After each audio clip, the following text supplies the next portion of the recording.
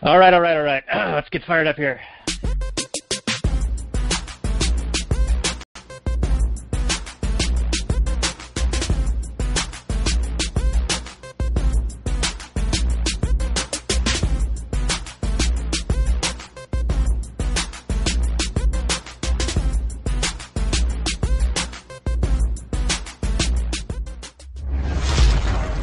Maximum freedom. Read. Stay on target. Maximum freedom. Stay on target. Maximum freedom. Read Rothbard. Hello and welcome to the Actual Anarchy Podcast. I love you. We're going to talk about the movie Idiocracy today for our 4th of July Secession Day special. And you can already hear our special guest, but we're going to introduce him in just a few minutes. But before we get to that, let's say hello to Robert and do a little bit of housekeeping first. How you doing, Robert? Hey, bud. I'm doing great. Loving life. Living it out here in the jungle. What's going on with you? Just celebrating Secession Day. I mean, it's a little bit early. We're pre-recording the show, but I'm already in the spirit. I'm wearing blue and I'm white, and I got a red cup here, so I'm doing the full 9. Just living life in my shipping container studio office. That I've got my new foam paneling up. Well, it arrived today from Amazon. We love Amazon here, by the way. But I got black and gold, so we're gonna do it right out here. We're gonna do Idiocracy, and we've got Adam Kokesh, which is an amazing guest to have. And this is a movie that he suggested, he recommended. We've actually done this one time before during the Read Rothbard days. That was back in December. I listened to it again today at 1.5 speed, and we didn't really talk about the movie a whole lot for the hour and a half that episode is, but we did riff on a whole bunch of other things like fake news and Trump and things like that. And in a way, listening to it again makes me think that we actually did a pretty decent job on it. You're always your harshest critic, especially like right after we do a show. I'm usually not very happy with how it turned out, but then if I listen to it, 3-6 months later, I'll go and think, wow, that actually wasn't so bad. I mean, but I can also see how we've advanced since then. So it's kind of an interesting thing to do when you start producing media, start producing content, and find little ways to improve your message and your delivery mechanism. And I think that we've been trying to do that along the way. So how you been doing otherwise? Yeah, well, I think I'm dying, so that's a thing. So slow down. You're halfway through, man. You're 41? Yeah, I think I'm about halfway done with this whole living thing. So that's correct, though. It feels like once you're, over 60, which it doesn't seem that far away anymore. I mean, what do people do after that? You could die at any day. Once you get to a certain age, it's just you stop buying, green bananas, and you can just go at any time. And if you do die, you're just like everybody else is like, oh yeah, that sounds all right. What time? Yeah, I remember my grandfather back in the day used to wake up really early, like 4 a.m, every day. And yeah. I'm sure it was just because he was used to doing it for work for 50 years or whatever, but I always kind of in the back of my head was like, old people wake up early just to make sure that they can still do it, man. They want to maximize their day. Yeah, and they can't sleep. But yeah, what was I gonna say? Fuck. You seem to just fall over dead if you don't have a purpose in life. So that's why people, they retire and then they just fall over dead. So I think you just gotta have a purpose, a reason to live. That's fair enough. I think we've got a purpose going on. Yeah, maybe. I mean, if we did this for another 40 years, I don't know, but. Well, hopefully we're not still doing some 2-bit podcast, in 40 years. And who's gonna want to listen to a bunch of super old farts talk about something like this? Who knows? So I was looking for my, kick-ass America fuck yeah shirt, because I have, a red emblazoned eagle pro-America shirt, but I think Jamie got rid of it. I once went to a Secession Day celebration. It was July 4th, and I think somebody had one of those. It just said America on it. It was like a bald eagle and behind an American flag. It was looking all tough. America. Fuck yeah. America.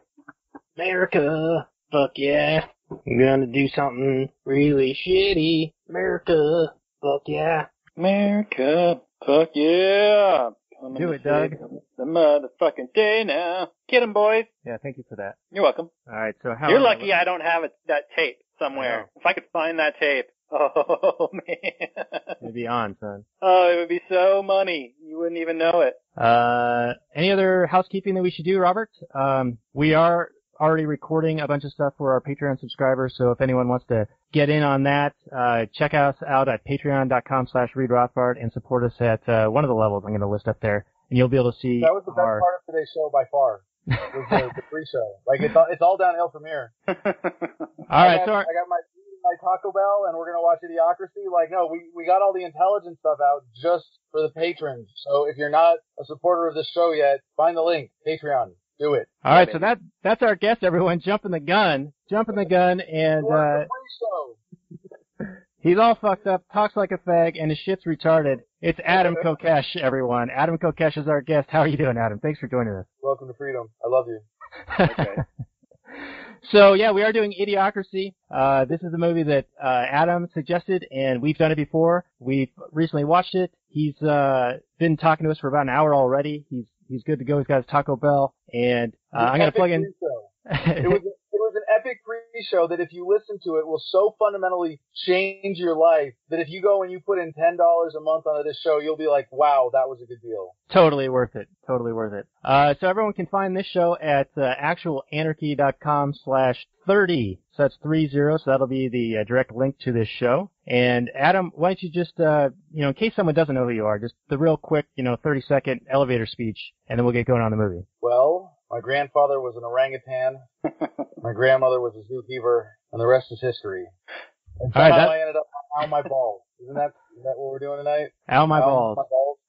No? Oh, good. That's a relief. Okay, so, yeah, you can tell from the stupid look on my face, I enlisted in the Marine Corps when I was 17 years old, volunteered to go to Iraq, and that was really the major turning point for me in seeing the greatest evils of government up close and personal and being a part of them to propel me in my activism towards peace and freedom, first with Iraq Veterans Against the War, and then I ran for Congress in 2010 in New Mexico as a Republican. I know, I'm sorry, I was endorsed by Ron Paul, it's cool, and then I couldn't shut up when the race was over, so I got a radio show and then a TV show, and then that got canceled for political reasons after just 4 months, and I went independent online with Adam vs. the Man, racked up 60+ million views on YouTube, and I don't know how many podcast downloads, but then I went to jail for some civil disobedience. It wasn't the first time. I've been arrested over 3,000 times for that, and while I was in jail, I started writing the book, Freedom, which is now the focus of my activism, thefreedomline.com. It's the ultimate red pill in 100 pages, free in every digital format possible, free as an audiobook, free online at thefreedomline.com, and now I am running for not president in 2020, that is on the platform of the peaceful, orderly, responsible dissolution of the entire United States federal government, because that would be a good first step, right? Yeah, well said. So, hey, thanks for coming on, man. This is amazing. My pleasure. Yeah, so how'd you reach out to us? Was it just from that mass Twitter, like some guy was in a thread of a bunch of people? Yeah, we got tagged in a monster thread with 48 people that just is now the thread that never ends. And I've been avoiding Twitter for a few days because now every time I get on here, I'm actually on it. I can check my messages and stuff. But when I go to mention, it's just this one thread. And, it's like if you've understood libertarianism long enough and you've been through enough of these conversations, a lot of them are really, really predictable. And then they get kind of annoying. And when it's not you who gets to be the one jumping in and telling people how they're wrong about everything. So, like it's still here. When I look at my feed right now, oh wait, no, I think it's starting to go, no, okay, it's starting to go away, but there's replying to 48 others. I think it was, Jeremiah Harding that started this one. Yeah, I don't even know him personally.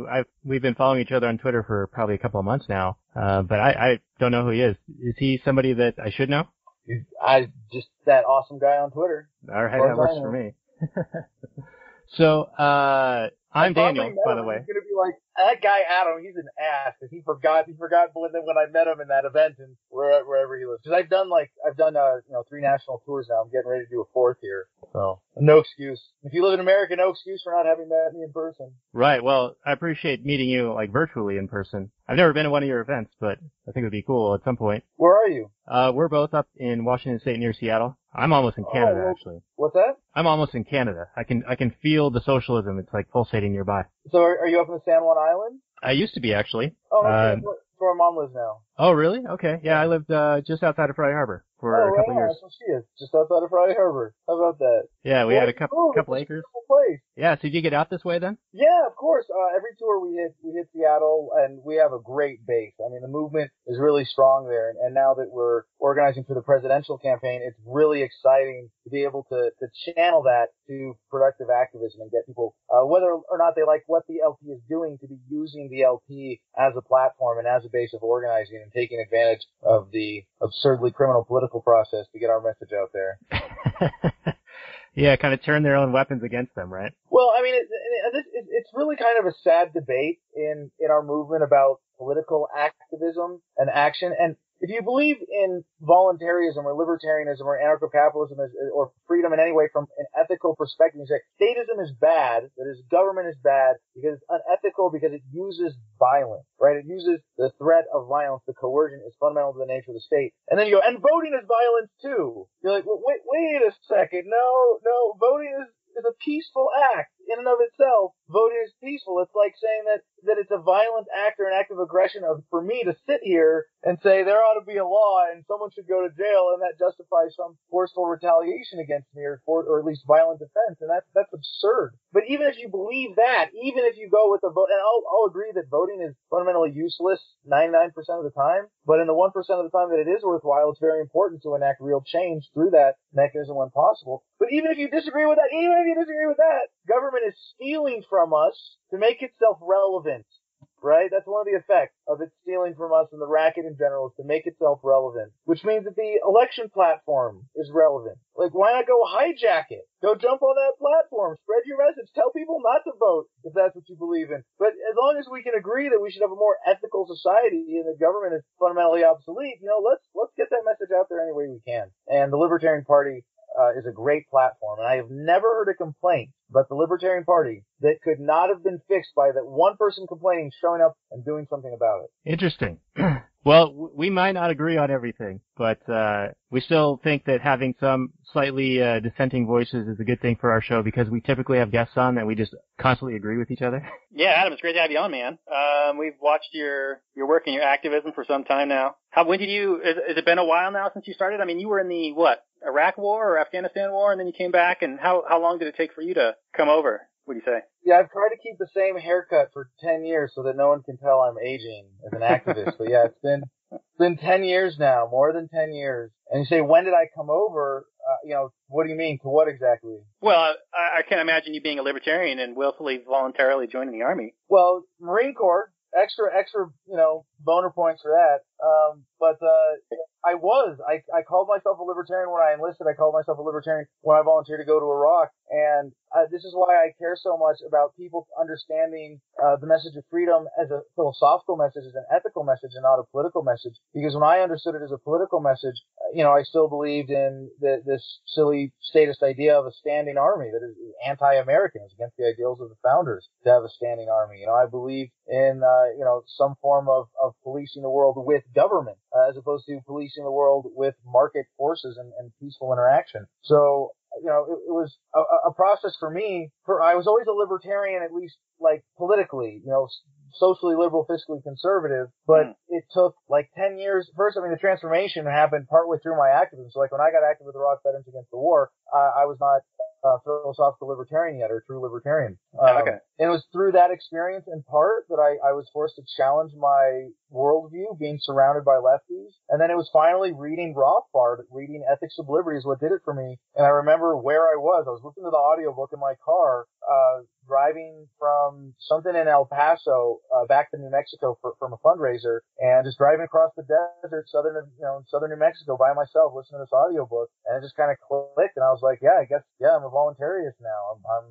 And for a while I identified as a Rothbardian, and I still, I'd say I'm pretty close, but I don't like the word because, referring to yourself as a Rothbardian or a Misesian or a Molinusian or a Rosian or a Kokeshian or whatever, I think it's kind of silly because, you're using their name as opposed to a word that describes a body of thought, is too much embracing another person's worldview and kind of giving up the spirit of thinking for yourself. But yeah, I really sort of got to that bottom of the political rabbit hole with Rothbard. And then from there, kind of refined a lot of things, being more future-oriented, looking at technology, I think, more than Rothbard did. A little more in tune with the love and the inclusiveness and the universality and the philosophy, perhaps, the human side and the compassion, empathy, psychological side, bringing that in. But yeah, still more or less fundamentally, philosophically, Rothbardian, voluntarist, anarcho-capitalist. Sweet. And you're, I want to say that I've seen most of your stuff where you're like walking around the streets of DC, but I understand you don't live there anymore, or do you? Yeah, no, DC was my favorite backdrop for getting idiots on camera, and especially punky protests there. But I haven't lived in DC for a while. For a while I was banned in DC. I was actually legally prohibited from entering the district, and I thought I would have to go do something really like ridiculous and irresponsible, like get elected to Congress or something, just to see what would happen. But yeah, as part of my probation, at one point I was banned in the district, and I've done what, I call my man on the street videos in most major cities that I've been to. It's a lot of fun to go get random crowds. But what's really cool now, I live in Arizona, in northern Arizona, and I'm about 3 hours from Las Vegas. And that's like a really great place to get a steady stream of a cross-section of Americans who are generally drunk and partying and expecting to be accosted on the street. So it's a really good crowd and a fun and engaging crowd, and you get to talk to people hawking music and Elvis impersonators and things like that out there. So Vegas is now my favorite place to do man on the street videos. Yeah, I've seen a few of those videos recently. I can imagine maybe a little bit more free and loose-lipped in Vegas as opposed to in D.C., where I think I saw you trying to get somebody to admit that taxation was theft, and they didn't want to talk about that all of a sudden. And were you banned from D.C. as part of the shotgun incident? Yeah, it was my probation from that. Okay. And that was the house break-in, right? The no-knock raid? That was a result of that, too? Yeah, well, you don't want to call it the break-in, because then people think I was the one doing the breaking in. Well, I mean, our perspective is they were breaking into your house. To be clear, I'm not a crook. I'm a civil disobedience activist, and government is the crook. That's right. Well, I'm 100% on board with that. Or I always like to throw out percentages, 97%, because I like to make fun of the climate people. If you ever come out and say, I agree with you 99%, then you'll actually agree with me 100%, because I say that people should never agree with another person 100%. So thank you. You're 97%, I'd say the same thing. Or maybe, I'll set the threshold lower. I'll say no one should agree with anyone more than 90%. So anybody who agrees with me on 90% of anything is actually agreeing with me 100% now. Just round up. Yeah, see what I did there? And by the way, I should point out 85.936% of all statistics are total bullshit made up to manipulate you. That's one of the things I point out in the Tom Woods group all the time, because they'll post, things from their status friends and say, how would you guys respond to this? There's a big group of like 1,000 people in there that are all kind of commiserating together. And we don't all see totally eye to eye, but it is nice to have that oasis in the desert of statism that's out there. And I always respond with, one of my favorite books is How to Lie with Statistics, and how to manipulate them, how to not include a data set that is not going to support your pre-drawn conclusion, all of that. So yeah, most statistics, like you're saying, total bullshit. All right. Well, this is my new mic. It's my ANCAP mic. This is our second show with this one. I was having all sorts of problems with several other battles with sound, trying different things to make it get better. It's always the bane of my existence, my production. This is why I don't do it anymore. Let other people worry about that stuff. Yeah, so you don't have a show anymore? You're doing the man on the street stuff, and then not even doing the tours? It's kind of like when I feel like it. It's more about focusing on freedom, the book, Free, and the tours and the presidential campaign, which is, really coming together beautifully now. Yeah, very good. And that's going to be on the Libertarian ticket, or that process. So, if they roll out Gary Johnson again, then it'll be you and him and some guy getting naked on a stage and... I've been in communication with Gary Johnson, and of course he hasn't been like super 100% committal about it, but we don't expect him to run in 2020. So. Okay, I'll tell you, when we were doing our show at the Rita Rothbard podcast, we were kind of entranced with McAfee a little bit because he was saying a lot of really good stuff, but he didn't seem to have any philosophical underpinnings to it. He just sort of had this intuition to it. I supported McAfee because halfway through the campaign, he read my book. And if you notice, all of his messaging really changed radically. Now, not like fundamentally. I mean, he is as much as anyone could possibly be a spiritual libertarian who lives it and, embodies it naturally. But he didn't really understand the philosophy at the level that most of us do or even the economics that most of us would apply to government until, this process of him going through the campaign and being exposed to so many great intellectual libertarians like Judd Weiss, his running mate, like Tiffany Madison, his campaign manager, like so many other activists. Like to take a little credit myself during the campaign for being able to talk to him on that level and get him deeper philosophical. But he stopped doing the government's got to do cybersecurity stuff, and really was true to the message. Yeah, that was the one thing that we recalled that he was saying that we didn't agree with. So that must have been before his influence. Before he read Freedom. Yeah. I gave a talk in Philadelphia a few months ago at the Free Your Mind conference that focused on COINTELPRO and what the modern equivalent of COINTELPRO might be. And if you don't know counterintelligence program, please go look it up. At least read the Wikipedia article on it. It's an FBI program from the 60s and 70s to disrupt activist groups. Ended up leading to a lot of deaths of activists through unnecessary police raids where the FBI was leading local departments doing really violent house break-ins. And there were a number of Black Panther activists who died that way. But there were a lot of other tactics of disruption that were about setting activists against each other and hurting people's public perception. And that's really sad that was all it would take. And, as I said, my start in activism was with Iraq Veterans Against the War about 10 years ago. And at the time, when we looked at Vietnam Veterans Against the War and the way that they were messed with by COINTELPRO and other infiltrators in their heyday, we had to think, well, what are they doing now? And if anything, I think that effect is much more subtle because you don't even have to assassinate anybody at this point to render them ineffective or to render a movement ineffective. In fact, if you think of the freedom movement as the movement to, in the long term at least, evolve humanity past government, right? If you're government and you can keep people distracted just enough from being effective that they never slow down government as much as government is growing. So let's say government never interfered with freedom activists and, we'd be able to slowly decrease the size of government, but government interference slows us down just enough in distracting us that, we come down in our effectiveness just enough that government is able to keep growing exponentially. That's all they have to do. They don't even have to neutralize us. They just have to slow us down so that they're growing that much faster than we're slowing them down and growing. So you think about how their tactics may have evolved. I mean, how many conversations with your girlfriend would be screwed up if, just a couple of texts didn't go through, right?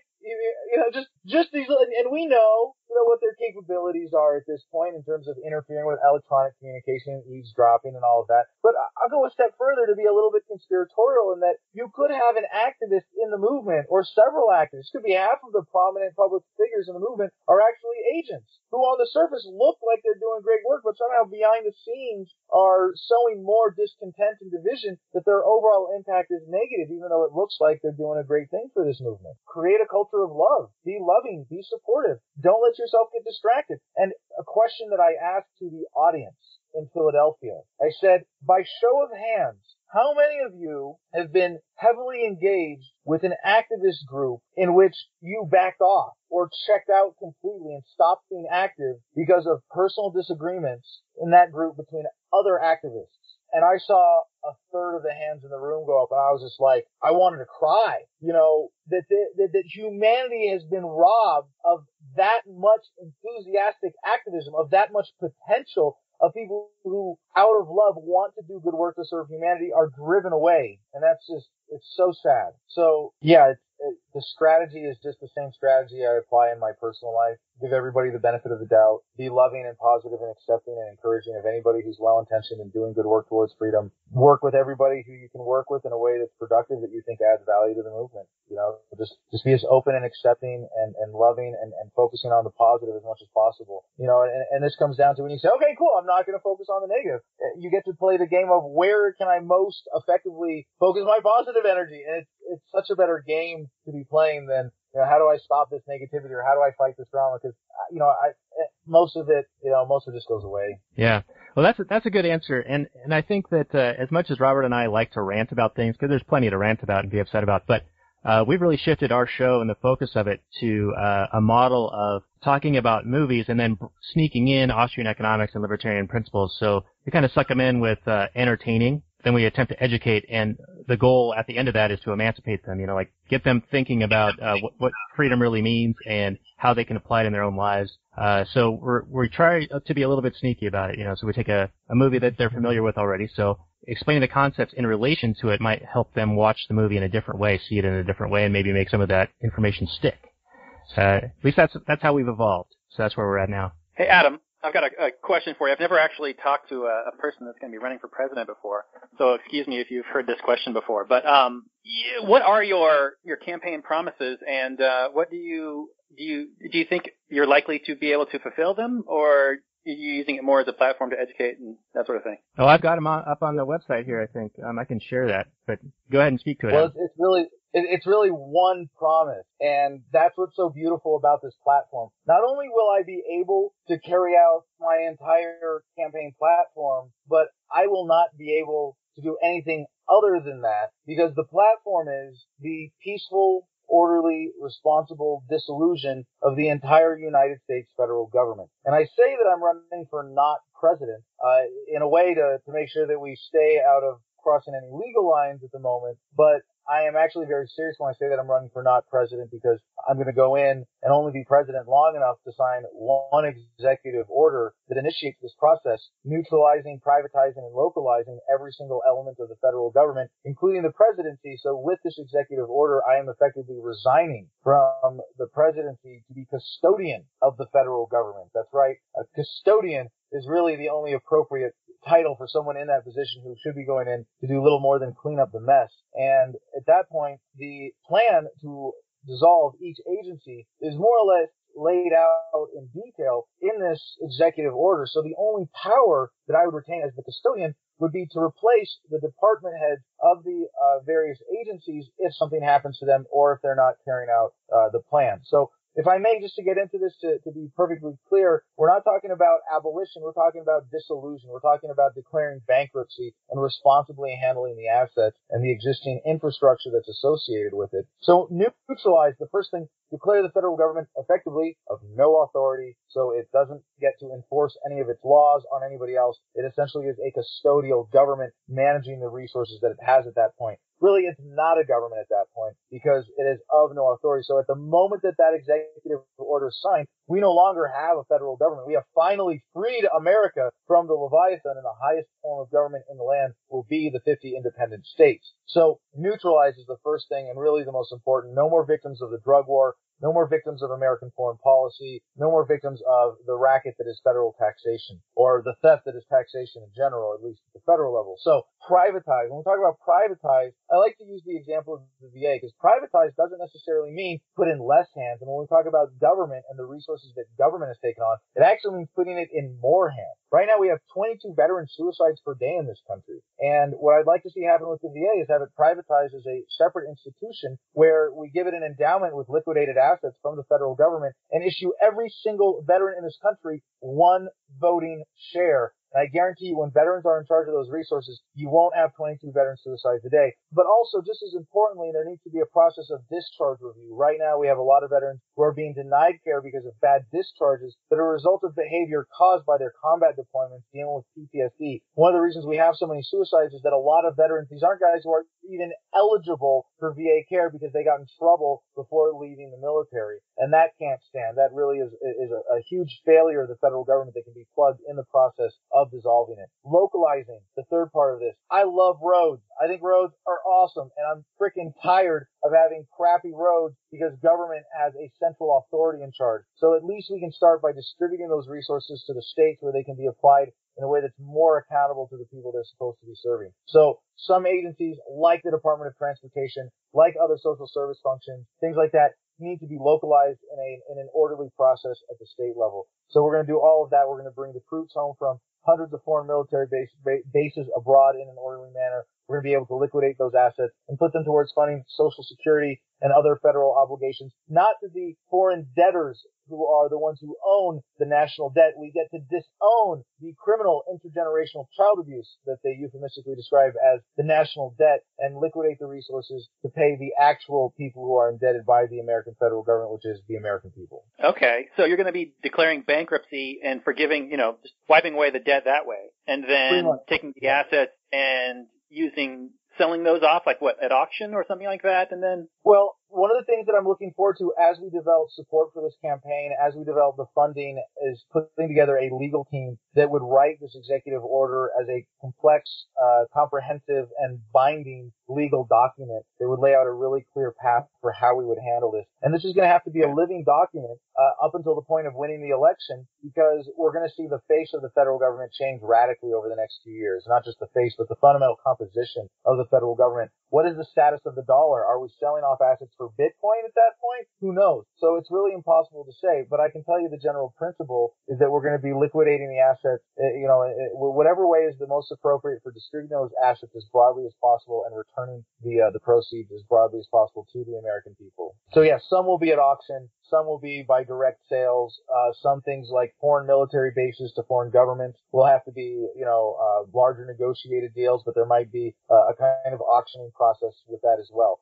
You talk about the nuclear arsenal. We're going to be essentially, by signing this executive order, immediately cutting the cord to the red button. No more possible deployment of nukes. But then what do you do for those physical resources that you have in the nuclear armament? And honestly, I can't say. I don't know. I'm not a scientist. I'm not an expert engineer. But yeah, those are all going to be dismantled in a way that they would not be usable, at least immediately, for any kind of weaponizable purposes, and put them to the best use for productive purposes. But it might be like with the national parks. I don't want to see the national parks dissolved or taken away from their value as existing national parks. So there are two ways that we could go with the national parks. This is an example here. They could simply get turned over to the states, and that would be fine for the time being. But what I might want to see is a national park get to be a private institution with widespread public ownership, where maybe anybody who lives in the area can go and show up over a 6-month period and give them a thumbprint or a signature and sign up to claim one voting ownership share of that national park. And I think that would actually be a better way to guarantee its preservation as a coherent natural resource than entrusting that to government that can be bought off and corrupted. So there are a couple different ways we could go with some of these in terms of even the nuclear resources, if they're turned into something, if we decide that nuclear energy is a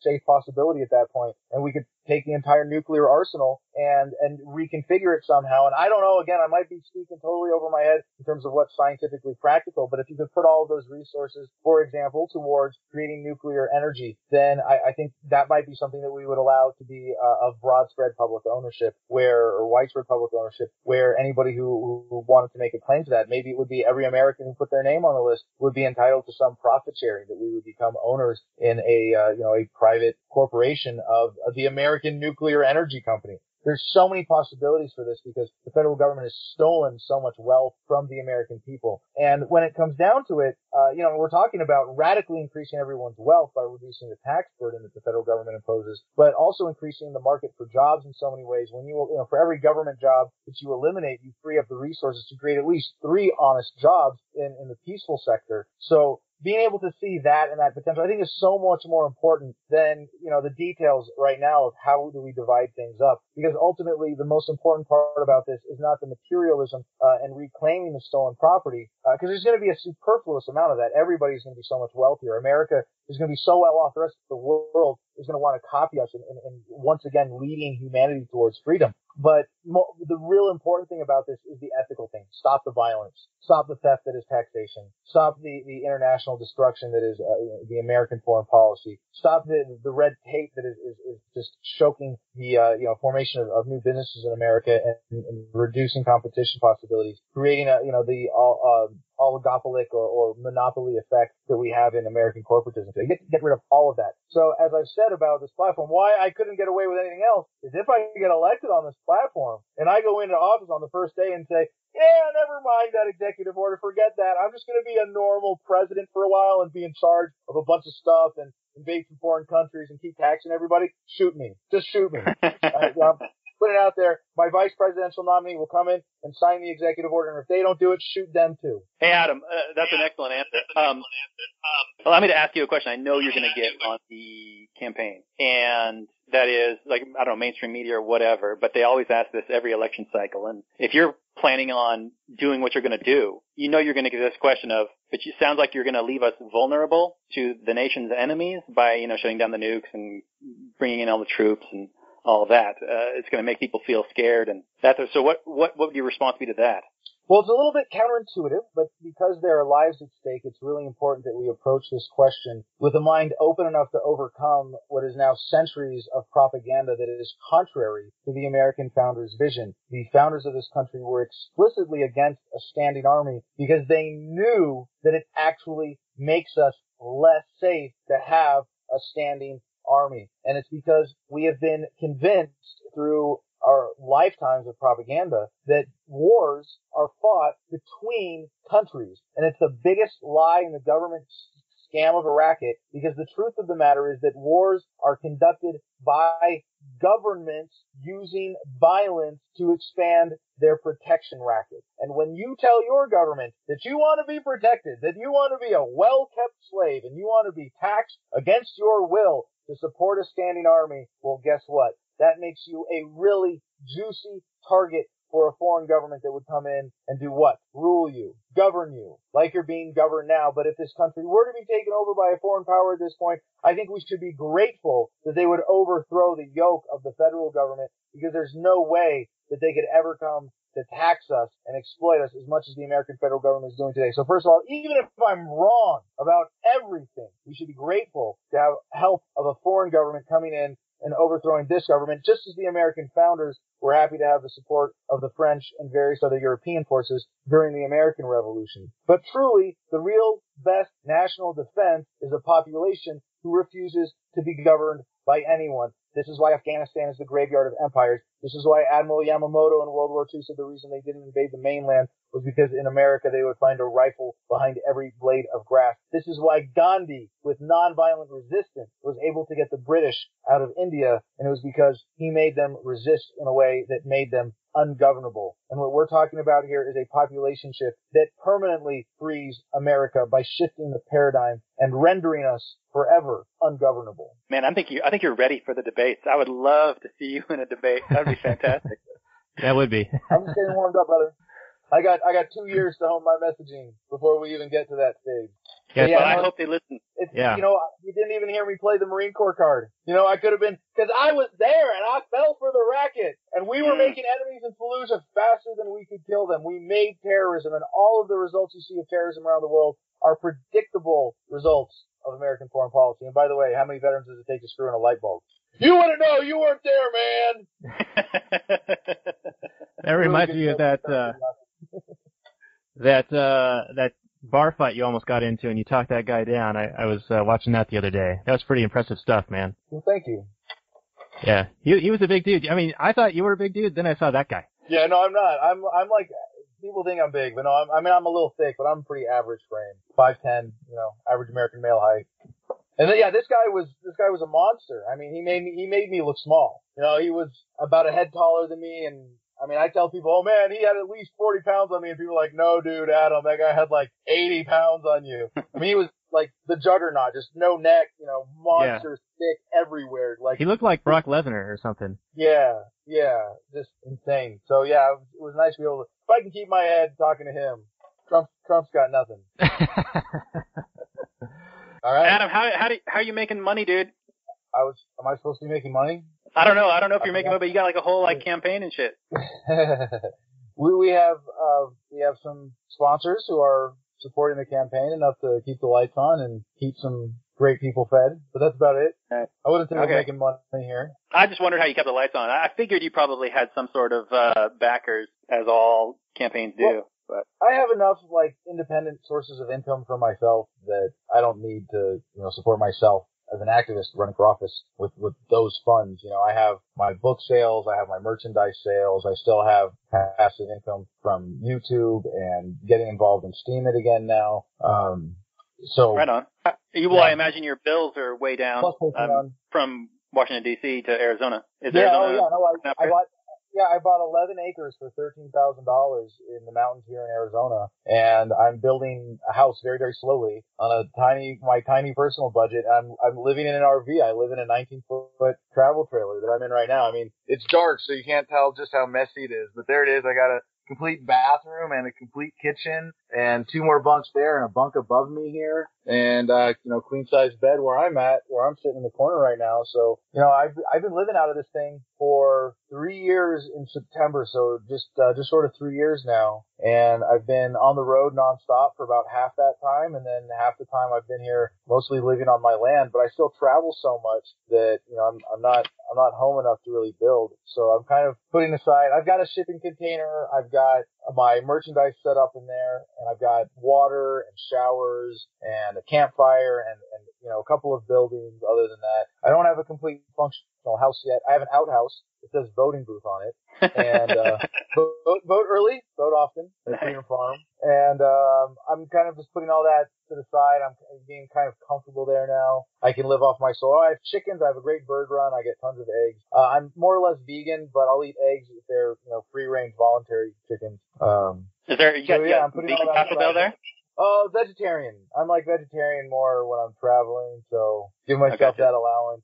It's kind of like a practical consumer choice veganism where, in my main lifestyle, I will not consume animal products. But for me, it's not about the consumption of animal products. It's the creation of animal products. So you got to be realistic about this. If you kill a deer on the side of the road, you should probably eat it rather than let it go to waste, right? No, I'm just kidding. Don't eat roadkill. But if someone is making a meal for me, I'll tell them, hey, if you can make a vegan option, please make a vegan option or a vegetarian option. Or if they serve a big meal, I'll just leave out the meat, and that's not a big deal. Or if it's my only thing available to eat, and it's going to go to waste otherwise, I'm going to eat the meat. But I don't want to do anything by my own consumer choices to contribute to animal suffering unnecessarily. But when I'm traveling, I'll make animals uncomfortable to make myself comfortable if it comes down to it. Right on. Did you guys hear me say phrasing? Did that come through? Yes, I did, Daniel. Thank you. That was good. You can cut that out and, use it somehow. That'd be good. Well, I mean, Adam did say eat the meat, I know. Phrasing on that one. I know. Oh man, I got all these, notices from Facebook. I think I stirred up some shit today. What did you do? Some guy in there was talking about, he has a distaste for the Tom's Shoes business model, where they sell, the shoes and then give away a pair to someone in the third world. And he was saying that, that would lead to, dependency on shoes, I guess. Like, they wouldn't be able to produce shoes on their own, and cobblers wouldn't have jobs or something ridiculous. And I was like, hey man, as long as it's voluntary, who are we to say? And, I hear that every day now. Well, if it's voluntary, who cares? I did a post today making fun of fidget spinners. And someone says, hey, if they're just fidgeting, who cares? They're not hurting anybody. It's therapeutic. Let them have their thing. Well, just because I think it's dumb and it's okay doesn't mean I want to support it or promote it. I want to live in a vibrant world full of people living healthy, wonderful, productive lives. So I have an interest. I have a market preference to express. It's not just, if it's voluntary, it's okay. If it's not, it's bad. I'm not I smoke pot. I'm still not in favor of people being burnouts. I think that's stupid. If pot affects you negatively, limit your usage or don't use it at all. If you're spending your whole life going, no, with a fidget spinner, I'd rather you be engaged with the world. Sorry. Right, fair enough. You got a preference. But he was talking about, how do we make it more efficient? What do we do about these, how do we intervene in this process to, make sure the cobblers don't not have jobs or they forget how to make shoes or something in case there's a disruption in the influx of the free shoes or something ridiculous. So. We'll just 3D print them shoes if they forget how to make them. Well, for everybody. Just technology. Just enjoy the ride. Enjoy the ride. Speaking of which, let's watch a futuristic movie. That's right. Yeah, let's do that. All right. So, Adam, this is going to be our 4th of July Secession Day special. We don't really consider it Independence Day so as much because, all the reasons. Heck yeah. Yeah, they were fighting over a 3% tax rate, and now we got a 40 or 50. So, we've increased our tolerance level over the 200 and some odd years, but. Yeah. We actually got interviewed a couple of times over the last couple of weeks, and so we had to start coming up with better answers for stuff. Because it's a lot different for us when it's just, two guys who've known each other for 35 years talking, just about whatever comes up about a movie versus getting pointed questions from somebody. Yeah, so Daniel, do you have, scenes you want to discuss, or how do you want to do this movie? Because there aren't a whole lot of morally ambiguous scenes, a whole lot, but there are a bunch of issues that probably come up, I imagine. Yeah, there's a bunch of stuff that I saw. So I think we just kind of do it organically, just sort of do it chronological, and then just riff from there. if that's cool. And Adam, I'm sure, I mean, you said you haven't seen this in a while, but you've seen it a couple of times, so. Oh, yeah. I know. Yeah. I mean, I quote it all the time. Beaten. Leave me alone, Beaten. I'm beaten. All right. Okay. We're ready to go here. Oh, go ahead, Robert. No, and if you listen to the pre-show, then Adam really gets into exactly what he means by exactly that. So, another plug for the Patreon. Do it. Do it, Doug. All right. So, we're going to get into this movie, and I mentioned before that we've done it once before as the Read Rothbard podcast, so I will put that in the show notes. It's from back in December. I listened to it again earlier today, and I thought we did a fairly decent job, even though it was an hour-and-a-half episode and we talked about the movie for all of 10 minutes. It was just Robert and I shooting the shit back and forth. And Adam, just so you know, you can, be a little bit loose on this with the language. Up to you, man. You stop talking like a fag. So we're gonna get into this. I have to put the politician disclaimer on that now. I'm gonna say the F word, that F word, because that's more offensive than saying fuck, right? Like now, nobody cares about the word fuck, but if you say fag, at least some people, some snowflakes, still take that the wrong way. But when we say fag, we mean it in the Idiocracy sense, which obviously came from South Park, which is totally different from being gay. Being a fag is an insult, but it doesn't necessarily mean that you're gay. I feel awesome. I'm in heaven right now. I'm referencing South Park and Idiocracy together, just to explain away me using what used to be a slur. Yeah, that's a key feature that we talk about on our show is the metamorphosis of language over time. And it's always, whatever term is being used to describe a certain group or a certain type of people, that will eventually become a slur, and then they'll shift it. They'll say, okay, that's no longer a proper word to say, so now you have to say it this way. And then that evolves into becoming the slur word, and then it continues on in an endless cycle. And so you're never sure, like, what to call anyone any longer because everything is deemed offensive, and it seems to be escalated ever more so now in this age of social media. Just keep in mind that snowflakes on the left and right melt at exactly the same temperature. 97% of them do anyway, right? All right, everyone. Let's get into this Idiocracy movie with the, 2006, Mike Judge, coming off of Office Space and King of the Hill and all that good stuff, Beavis and Butt-Head. Let's hear the Google description. All right, I just had to tone down my lights. I was a little bit shiny there. Well, Idiocracy, like you were saying, 2006 science fiction thriller. It's an hour and 24 minutes. It's got 92% of Google users approve. Metacritic was 66%, Rotten Tomatoes is 75%, and we're going to use our rating system at the end of this to describe whether we like this movie or not. Adam, just so you know, on our last episode with The Dark Knight, we determined that our rating system was black and gold is good, black and red, not so good. Gotcha. So it's sort of like a thumbs up, thumbs down. And let's see here, 2005, average in every way, Private Joe Bowers, played by Luke Wilson, is selected to take part in a secret military experiment to put him in hibernation for a year, along with a woman named Rita, played by Maya Rudolph. The slumbering duo is forgotten when the base they are stored on is closed down and are left in stasis until 2505. When they finally wake up, they discover the average intelligence of humans has decreased so much that Joe is now the smartest man alive. Yeah, I can't really fault it. That's pretty much it. Yeah, it doesn't give too many of the, scenes or plot points, but it is kind of just the general premise. This is directed by Mike Judge, like you were saying. He was kind of riding high at that point. I don't know what he's been doing lately, actually, but this was a fun movie when I first saw it, and rewatching it again. It came up when we did it in December because so many people were likening the Trump election as an example, as a documentary, if you will, of Idiocracy. Right, I remember for Hector Camacho. Or Mountain Dew Camacho, or whatever his name is? Yeah. So, notes there. Do you want to start taking us through some of the scenes? Is there anything of interest at the very beginning for you? I'm sorry, you cut out. Was that to me? Hello? Yeah, I can hear you. Did you ask me that question? You were cutting out. Yes, I did, yeah. Take us through your first note there, Robert. Okay, my very first note is, so it starts off by explaining how the world got dumb. And it's got these smart people who are completely aware of the world, and they're like, well, it's just not the right time for us. We're going to check out in a few years, and we'll see, maybe we'll have sex and have a baby. And then it cuts to some dumb people who are just fucking everybody and procreating like crazy. And then it goes back to the smart people who are just getting older and older, and they're saying, well, it's not a good time in the market, so we're not going to have a baby. And then at the end, like the guy dies from a heart attack. The main point that I want to make, other than the people not wanting to procreate because of the market, well, it's probably due to government intervention, but also this idea that more people equals bad, not necessarily more dumb people. I mean, maybe more dumb people equals bad, but out of the amount of total number of dumb people, you're going to get some smart people. I mean, that's just the way the Bell demographics work. And you have to have more and more people to get better and better advancements in technology.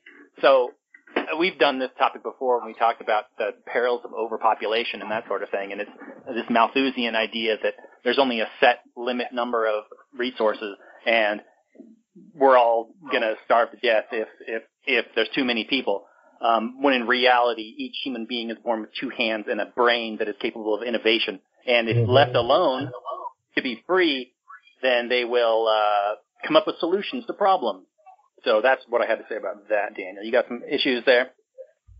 Well, I looked at that as it was different levels of time preference demonstrated by the different people. So the two groups of people, that there were the responsible ones who wanted to make sure that they were fully ready to take on the responsibilities that come with having children and making sure that they can provide for them, whereas the other guy had, very, very little time preference. He was just like immediate satisfaction, hedonist style, multiple baby mamas and all that. So it was a little bit of a lesson from an economic standpoint of comparing different levels of time preference between different people, different groups of people.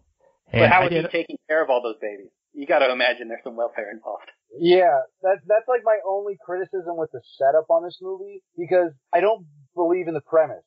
I believe that technology is making people smarter on the whole. Even if we're being biologically dumber, we're effectively smarter with technology. It's like, Thomas Jefferson by himself 200 years ago versus, a 10-year-old kid with a smartphone today. Which would you rather have on your side in a trivia contest, right? No question. But that they didn't really connect this and say, well, because government welfare, because subsidization of dumb people or, people having children in general and responsible people not having. I don't think they made that connection enough. But if you accept the premise as obvious science fiction, then you should take this as, like, this is your brain. This is your brain on government. This is your society. This is your society on too much government. I'm way more hopeful for the future, but it's kind of fun. This is like, hey, if we don't win, if government wins, this is where things are going. Yeah, that's a good point. So our hero is involved. He's an army librarian, and he volunteers for this program to be frozen for 1 year. And Maya Rudolph's character, she also volunteers. I forget exactly how or why, but the program is subsequently forgotten after they've been frozen, and they end up being frozen for 500 years instead of 1 year. And they wake up in the super dumbed down society after the for some reason, the movie thinks that all of scientists put their efforts towards hair loss and erections, which helps the population explosion, which is kind of a strange thing. I'm sure there's some demand for that stuff, but there's also a great demand for, healthcare in general and other disease prevention and that sort of thing. But one issue, the whole garbage stacking thing, I didn't quite understand their reasoning for that. It's like a Wall-E kind of situation. They just never really explain it. Daniel, did you understand that better than I or Adam? Oh, well, I think they just needed a plot mechanism for Joe and for Not Sure and Rita to be awakened from their slumber. So it was perfect that they're on a pile of garbage and they slide down. I don't think they referenced the great garbage avalanche of 24 whatever, but it wasn't really. You're right, it wasn't really explained. I think it's just one of those dystopic things, kind of a nice, that Judge threw that in as a warning about letting garbage pile up. Like, hey, if we don't figure this out, it's going to pile up. Yeah, okay. Yeah, I think they mentioned it in the intro that they sort of forgot how to manage garbage and all of these other necessities of life, so they just started piling everything up.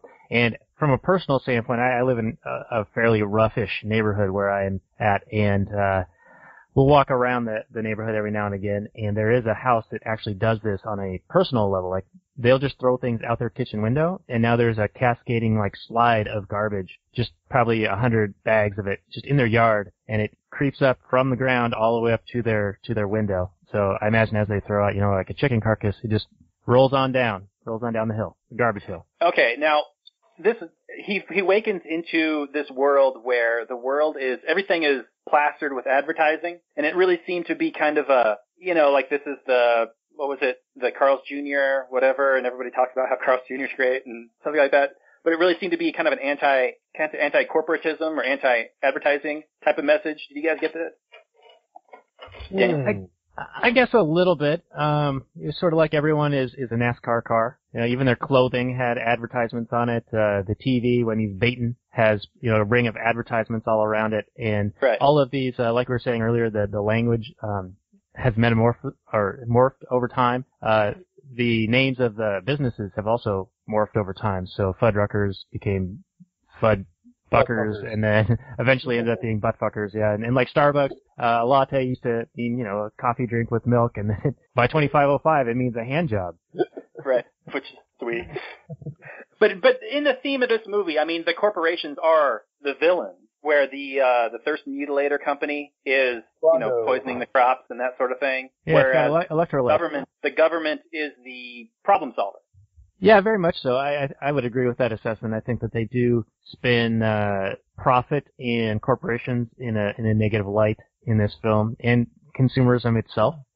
A very hedonistic viewpoint, like the old trope of profits over people. They'll do whatever it takes to make sure that they have profits, irrespective of the costs or the consequences of that scenario, which I don't think really plays out in a free market. And we'll get. But in this, Brondo, the guy in charge of Brondo, is an idiot too. He's not evil. He's just hapless. That's true. I've never thought of that. I'm almost offended to think that the message of the movie is corporations get carried away and that's what makes people stupid and government comes in and saves the day. But you could just as well say when people are so dumb as they are in this movie, they actually need government to come in and help them. Then maybe it's accurately portraying government as a step back. But there are enough science fiction false premises, like even the advertising one, and I might be wrong about this, but I think we're going to a world, even though we have a sort of saturation of advertising at this point, where when you have artificial intelligence and consumer decisions are made by reviews, then, advertising might become really obsolete if advertising becomes irrelevant to consumer choices. And I think we're going more in that direction than centralized corporate control. I would agree with that. Stop talking like that. Watch the movie. Well, just to segue off your point just a little bit, I do think that people are now empowered as consumers to have more tools at their disposal to go out into the world and seek what they're desiring.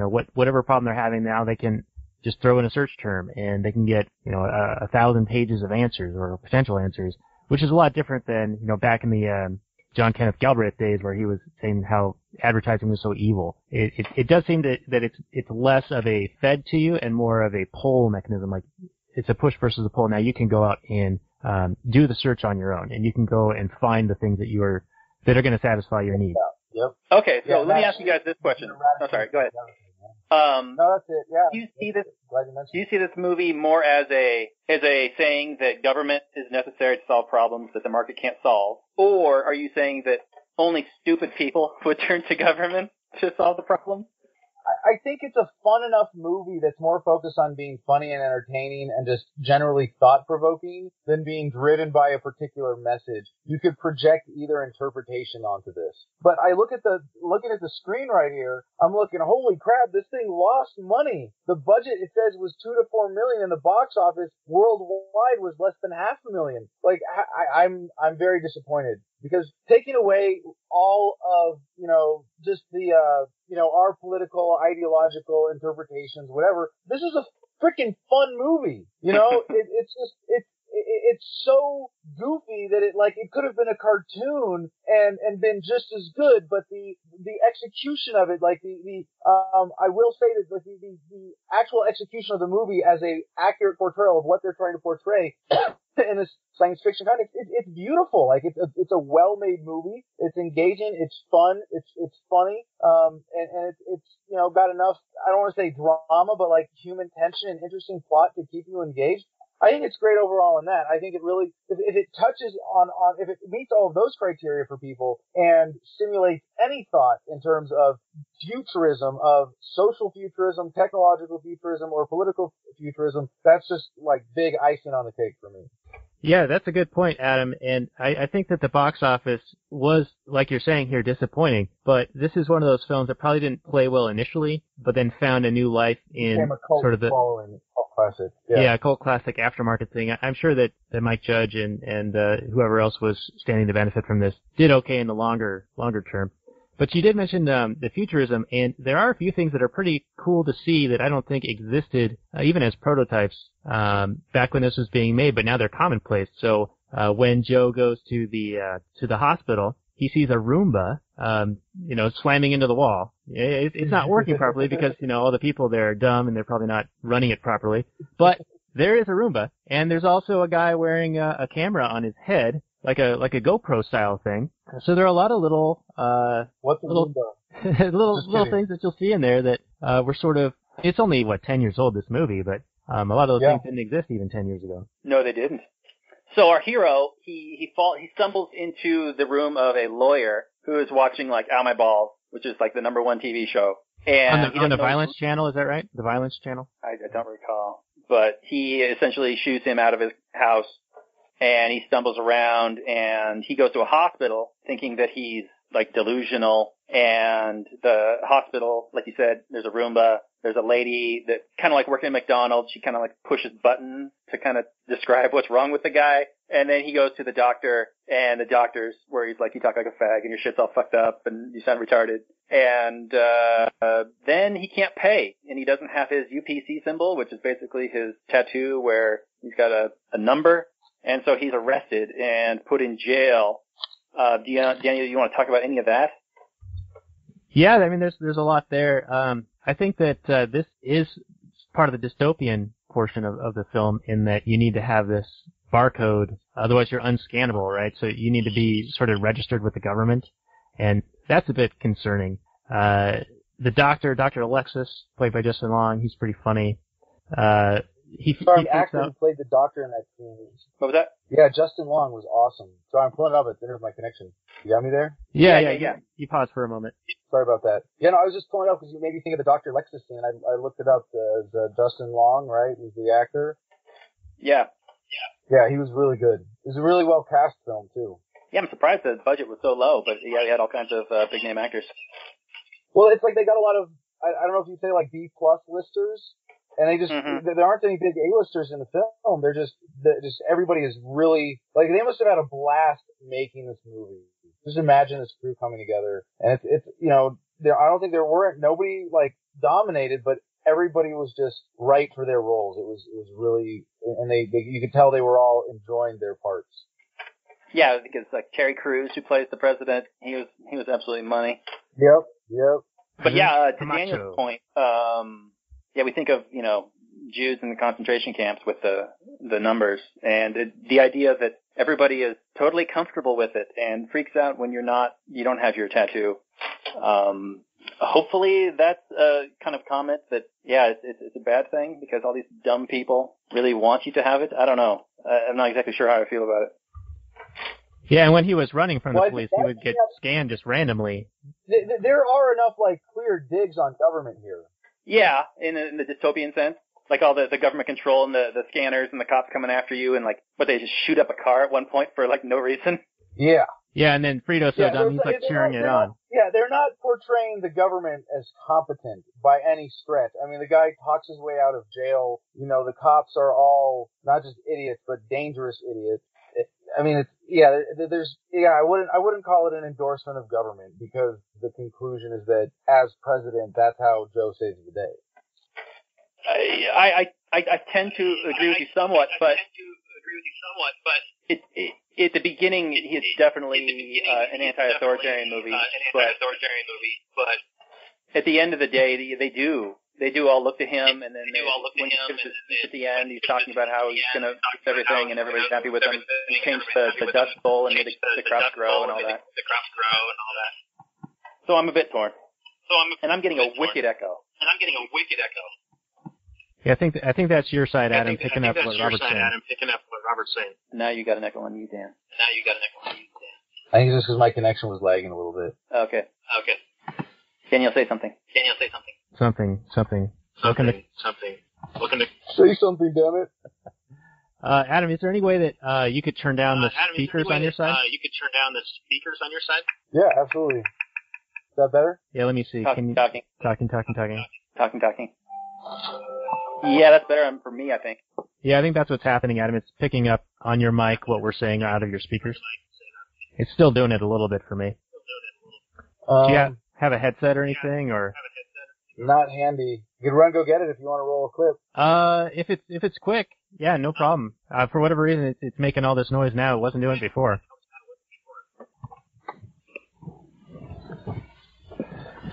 All right, Robert, let's chat for a little bit here. So, Daniel, how are you, sir? How you been, man? I'm doing well. How are you? Scintillating, Daniel. Yeah, so the audio sounds a lot better. I just muted Adam's side temporarily while he's going to get a headset, and it's I'm not getting any more echo. It sounds really good on my side. Sounds really clean. Me too. Everything sounds beautiful. Yeah, she's clean, Bob. She's clean. Change guy. Little inside joke just for me and Robert there, folks. I'll probably cut this out anyway. Dude, $100 to anybody can figure out what that's from. There's no way. Oh man, I 10 times that. I 10x that. $1,000 to anyone who knows what that is. Yeah. Well, you go ahead. Do we want to go back at all in the film and talk about the them going into the cryo chamber and the colonel or whoever was in charge of this government program gaining the trust of Upgrade, the pimp, and his little slide deck that he's like doing coke off of like a hooker's butt and pimping ain't easy and Upgrade with 2 Ds because he's got a double dose of the pimping. Oh, I thought that was some of the funniest stuff in the movie. As a premise for a movie, it's perfectly funny. I thought it was cute that it was a government program, and then they just kind of forgot about it, and so they defunded it, or the guy went to jail, and so then they just shut down the program, and so then that's why he was asleep for 500 years instead of 1 year. It's not super realistic, but who cares? It's fine. Yeah, and I think it's funny how Joe, in the very beginning, you can kind of tell he's not like the brightest bulb. They say, lead follower, get out of the way, and he's like, well, I've gotten out of the way every time. I mean, can't you get me out of this thing? I don't want to do this. And then when he's in the clinic, ready to go in, he's talking to Rita, and he's like, so what unit are you from? And she says, I ain't in no unit. He's like, you're in the private sector. Well, what do you do? And she says, painting and shit. Yeah, but what do you paint? And she's like, or is it like naked people and fruit and shit? Yeah, so like the Luke Wilson character, he's not the brightest bulb, like I was saying, so he can't pick up on any of this nuance. But of course, 500 years in the future, when based on a premise, everyone dumbs down, then he's kind of left being the smartest guy. And it was kind of funny because they said that they couldn't find an applicant or someone within the army that would fit the criteria who was a female, who was the average, the middle of everything, didn't have any family or friends or whatever his criteria was to get sucked into this program. But they had to find her as a street prostitute with a pimp Upgrade. Right, because she was average, right? That's why she was brought in. Right, yeah, and yeah. They just had to pay her pimp or something for for her services. You got to pay Upgrade, man. And then, yeah, for the most of the movie, she's worried about Upgrade coming after her 500 years in the future because he'll find a way. Right, because she says something like, every time, if I don't have his money the next day, he comes after me.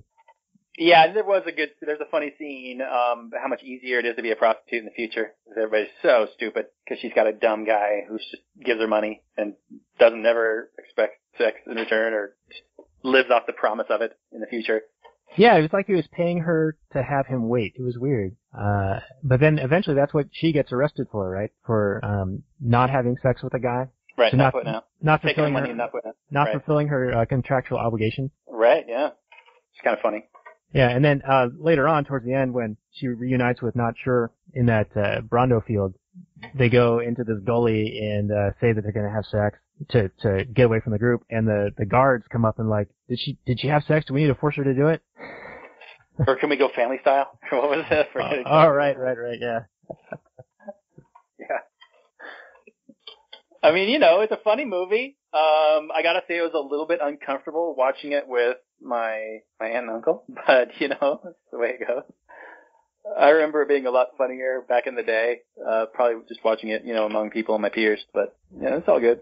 Yeah, if I recall, during our first episode of this back in December, you had not seen it in recent years, right? So it was mostly based on what I was talking about, and that's probably why we only talked about the movie for 10, 15 minutes and just shot the shit for another hour on top of that. That's right. So how does it work when you do this voodoo thing that we've been doing lately? So I've got this library of stuff, and you have access to it. You can download when you're, wherever you have decent internet. Nope. Really? The voodoo app does not download for me. I hit download, and it just says scheduling download, and then it never happens. So I can either watch it on my phone, watch it on my tablet, or watch it on the TV there, which is any smart TV. You can load the voodoo app, but it happens to already have the voodoo app on it. So I just logged in and fired it up. Okay. So it's like a glitchy thing for you then, because the downloads tend to work on mine. Because occasionally what we'll do is, if I'm pressed for time and we're driving somewhere, I'll have my wife drive and I'll watch a movie, in the car because we live so far out. I usually get a good 45 minutes to an hour at a time where I could do something like that. Yeah. I don't know. What do you download it to? Just my phone. Android, running 6.0, whatever that one is, Marshmallow, I think. Shit, I don't know. I haven't got the same thing. I don't know why it doesn't work. Have you done the old Control-Alt-Delete, blue screen of death, restart, clear your cookies? What else do you do? You can't do that on an Android. You can restart it, though. What about deleting the app and reinstalling it? I have not tried doing that. But it's not that important to me. I mean, if I get desperate, I could, I suppose. Yeah, you got solutions. I would like to be able to download it and then come back over here and watch it, but I do enjoy that all three of us are essentially in a tiny little room doing this podcast. I'm in a tiny little room. You're in a little shipping container. Adam's in a little shipping container, basically. Yeah, Adam's back now. Yeah, we can hear you now. Sorry, I had muted you while you were off on your adventure of getting a headset. Okay. Well, your visual's still frozen. Oh, okay. I can see me, but I can't see you. And your eyes are closed, and you have a really funny look on your face. Oh, that's pretty normal for me. That's something that Robert's going to use for our next piece of art. He does the artwork, and he always uses some terrible image of me. Well, the one you selected, sir. Wait, the one of the two of you together where he's got his hand up? Yep. He didn't like it. That's awesome. Thanks, man. Graphic. Well, Daniel hates it. Well, then he has terrible taste. Yeah, that's what I said. I said, I'm going to put this up because it's awesome. And he's like, okay, I guess. But I look dumb. And I'm like, no, you don't. That one. Well, he does look kind of dumb. Well, but that can't be helped. That's because you drew it. Can I make that face again? You make that face all the time. You can't see me, Adam. Ah, man. So what kind of internet are you rocking over there? Is it like a DSL thing? Is it a satellite? What's going on with At my place, I have microwave. Okay, so that's like line of sight? Yeah, line of sight to Mount Williams. Okay. Well, we've lost visual on you, but we still have audio, so that's good enough for me. Okay. We've had you on for a while, and the Patreon people are gonna get that visual already. They know what you look like by now, and I'll just keep mine on. It's fine, whatever. So we were just shooting the shit a little bit. I don't know if you could still hear us while you were getting ready, but we were just kind of the whole thing. Oh, okay. Yeah. So you're like our third listener. Thank you. Thank you for listening. Now, actually, we get a few hundred downloads of each show, so I don't know if that's like good or bad. It's enough to keep us going, though, because we're toehold. Yeah, exactly. I mean, we were having conversations anyway, so we just started recording them about a year ago. So if anyone listens other than our boys in the NSA, we figure that's a small victory. Well, hey, if the NSA is listening, that's really the most important audience. Those are the ones you need to convert and get them to quit their jobs. Yeah, that's a really good point. We had those conversations maybe 3 or 4 years ago when, it was before Snowden, I think, but post Alex Jones talking about it for years. And so we were always on our phone calls. We were like, well, they're going to listen in. We might as well talk about shit that might sway them. Right. So, you can't play scenes from the movie now? I probably can. Should I do that? I don't know. I feel like we have to now. We're going to talk about a movie so much. We got to include parts of it. At least watch the setup and just up to the explanation of the garbage avalanche.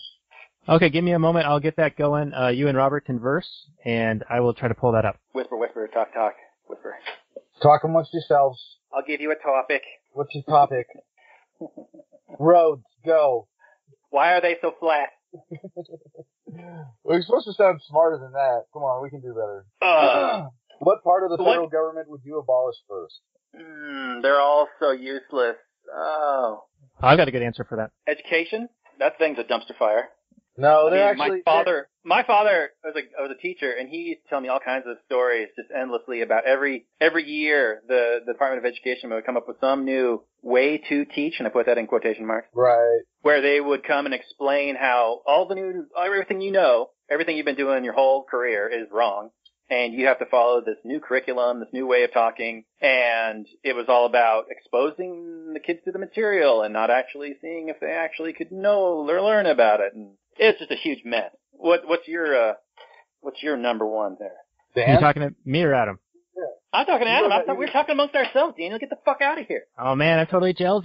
Well, yeah, okay, so you say Department of Education, and I don't know that there's a singular right answer, but there are definitely some that are higher priority than others, and Department of Education is not one of them. I would have to say, like, either the military or the CIA or the IRS. Those are all good choices. Or the Federal Reserve. You know, something like education is like a supplemental enabling racket. But the war machine, the banking system, you know, taxation, those are like essential to the government racket. You know, the screwery of the CIA and maybe the FBI is not so big a player, or like the NSA. But even the NSA is a big supplementary one at this point. Well, but I mean, those things are all very immediate. But you have to have the indoctrination in order to keep this scam going long term, though, don't you think? Yeah, it is.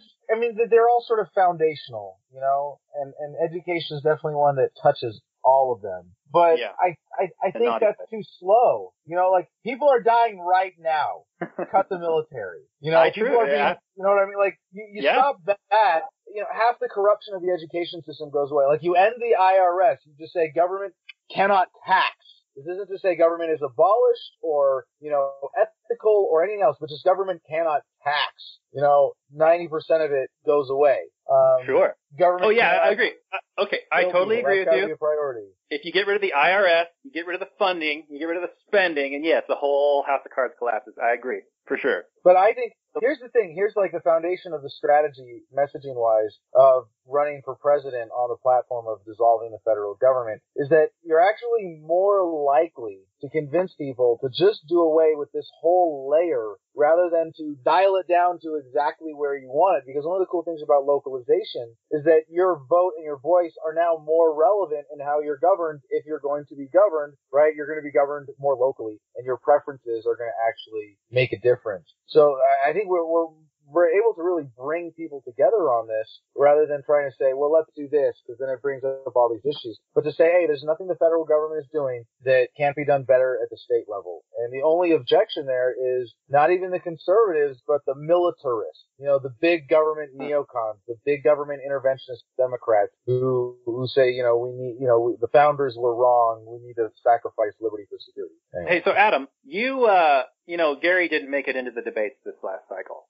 Does the LP have a strategy for getting in there? Other than, I mean, what is it like? You have to say that you can command a certain amount of the vote, or what is it? Well, the strategy ultimately, as was shown with Gary Johnson, is mostly up to the candidate. The party is a great platform for anybody who can have the support of the base of that party and the freedom movement in general. And the party has done a great job of living up to its role, and it's, in terms of the presidential debates, been filing lawsuits. And they've won some at this point in enough critical ways that they're going to have a hard time denying the Libertarian nominee if they do a solid job. And I think what's necessary to do a solid job, and the goal, I mean, is always to win. But I think the realistic achievement in 2020 is going to be to actually poll in the end at around 10%. And if it is possible by the legal circumstances, get into the presidential debate. And I think the Libertarian Party has done a great job to set the stage for whoever the nominee is in 2020 to succeed on those counts. I think that the platform that we have offered with this is not only the only one that is in line with libertarian principles, because it's unlibertarian to say, I want to be president. It's unlibertarian to say, we're going to come up with a policy at this level of government and impose it on the entire country. But it's also, in some ways, you could accuse this of being a statist answer when I say, yeah, I want states to be, a transition from the federal government. Ultimately, yes, I want government to be localized all the way down to the individual. But yes, I'm not prescribing one flavor of statism or another. I'm providing a mechanism for a way out that is not just the most principled, but also the most effective, and the one that's most likely to get the American people's attention in a meaningful way. Because they understand that politics is a racket, that most of the time you're asked to vote, it's a waste of time, and you're fighting over different flavors of corruption.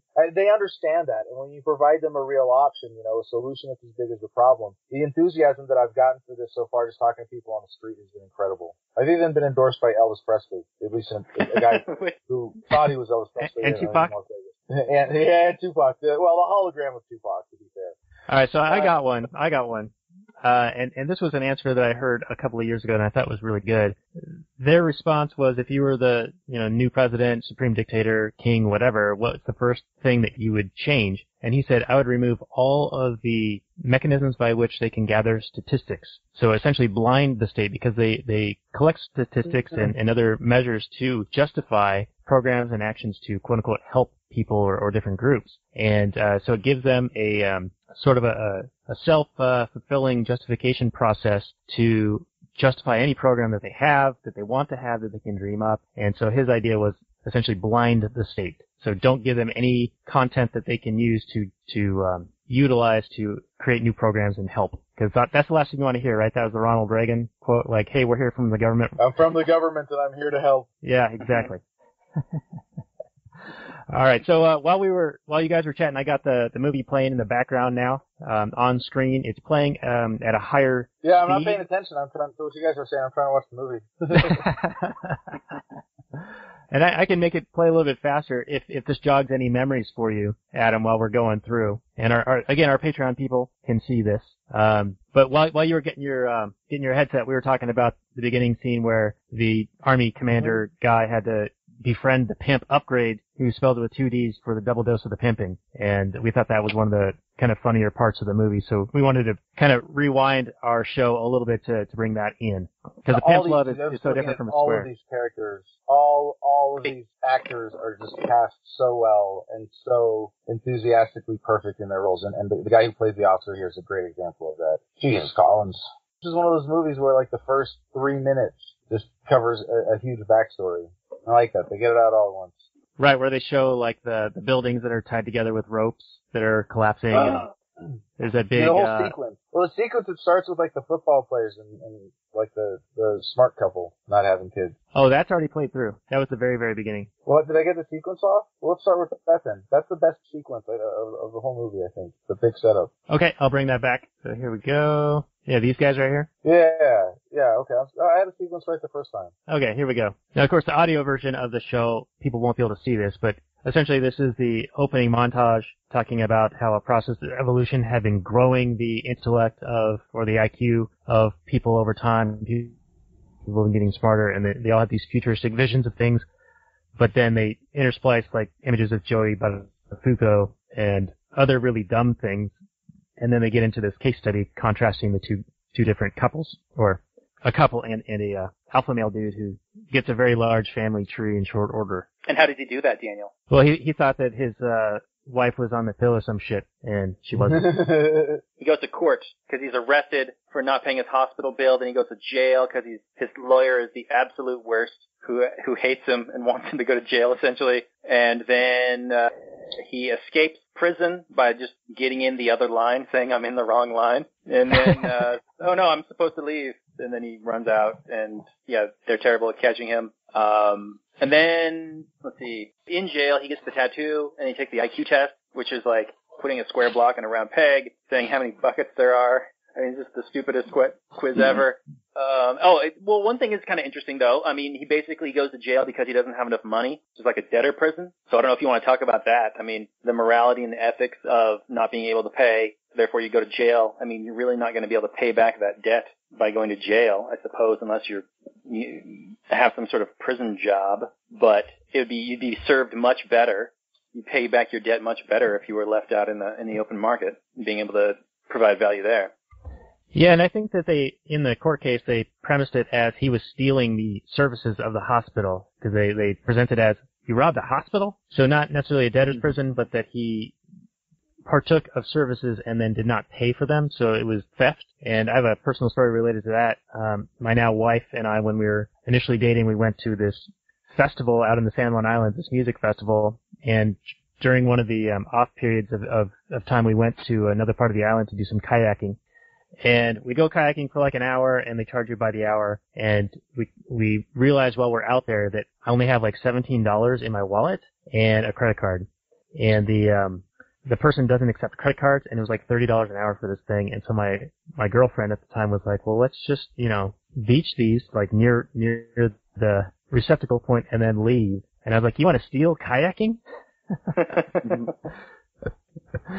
So we ended up going to some grocery store and using an ATM card and paying like an extra $5 fee to get the money out, and then pay this lady, because I wanted to be an upstanding person, Good for you, Daniel. Living up your principles.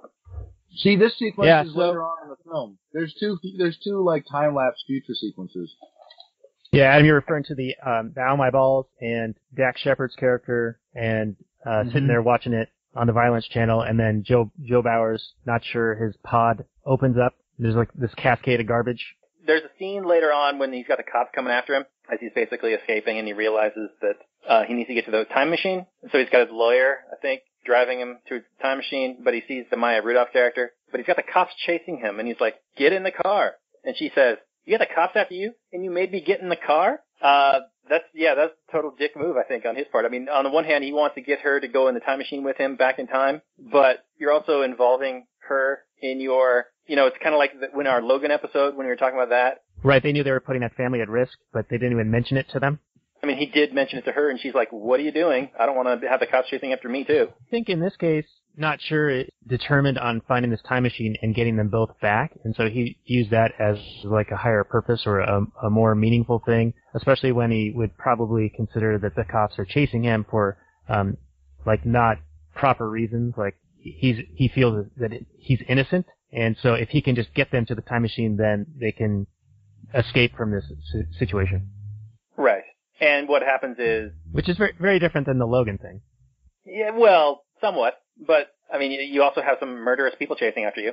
I mean, the cops... What do the cops do when they catch up with the guy? They shoot the car and they blow it up and it catches on fire. Without even checking if anybody was in it. Yeah, and then there's this whole, like, mob of people who just start getting excited about it and, like, cheering it on.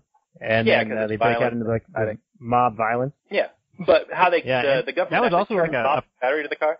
Yeah, they do have that ability. So they have to get out of the car. And you're right, the cops just start shooting at it right away. And in a way, that's a little prescient, I would think, because I don't believe when this film was made that was as common, or at least in the media, seen as much, the police violence that you see reports on all the time now. Right. This is before all the Facebook posts of cops shooting people for essentially no reason. Then they go to Costco. And there's a greeter there, and he says, welcome to Costco, I love you. And then the lawyer's like, yeah, I went to law school here, which is pretty cute. See the Costco, like, in the distance from over the hill, it's like this huge building, probably 50 city blocks instead of, Costco's are pretty big, but this would be like 100 of them. Yeah, this thing is a monster. Which I guess is maybe a comment on business consolidation, I don't know, or just the popularity of Costco and how well they service their customers. I don't know exactly what they're trying to say, other than just, Costco's are big, so they're even bigger in the future. Yeah, I think it was as a matter of exaggeration for effect in the movie. Right. But it does bring up a point. I guess there was a kerfuffle on Twitter, and I got involved in it a little bit today, where Trump was asked a pointed question about Amazon being too big or too influential or something along those lines, and people are saying, they need to break it up, trust bust it, like Teddy Roosevelt, because it's a monopoly, that no one can compete with them. And I responded, they're not a monopoly. They're not restricting supply on anything. They're not offering worse service or higher prices. So there'd be no justification for this to begin with.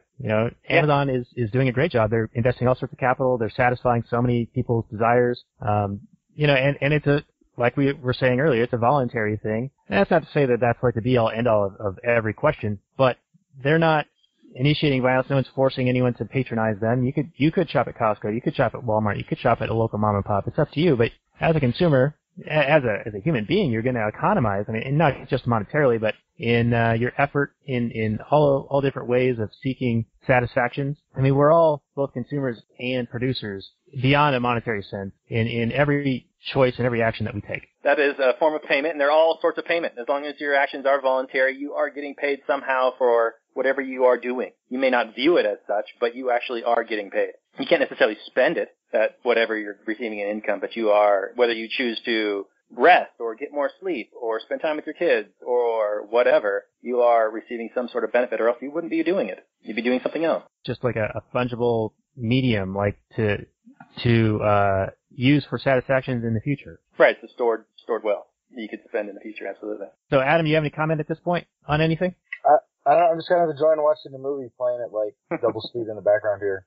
I mean, here's the scene right here with the cops. I mean, this like I was like taking in the court scene earlier. The court scene is so classic, and it really is, you know, a commentary on government courts in general and the justice system, and just like, you know, if we keep going this way, it's going to keep getting worse like this. So I don't know. I'd say it is. I don't know. I keep going back to this. Oh my God, it could be a pro-government movie, but no way, it's not. Well, I mean, I understand they probably wanted to have some kind of a president, action figure, and whatever, do stuff in the movie, but I think it would be a better anti-government movie if he had gone to the Brando company and explained, you know, maybe you should. Yeah, and Brando explained it, and they made him the CEO and overthrew the government. I don't know. People wouldn't understand that. I guess, like, you know, I take that back. Some people wouldn't understand it. It's just that, I don't know, maybe Judge isn't that clever.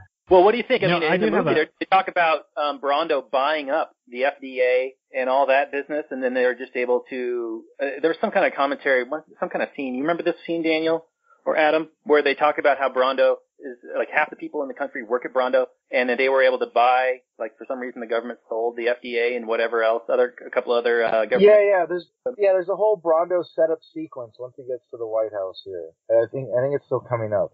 Yeah, it was to fill in some so they budget show the White House. So they show the White House completely barren, like everything around it is all dust bowl, and I think it's funny because it takes them a while to figure it out, and they're like, why are the crops not growing? And then there's a sequence here. I think it's coming up now that sets up what Brando is.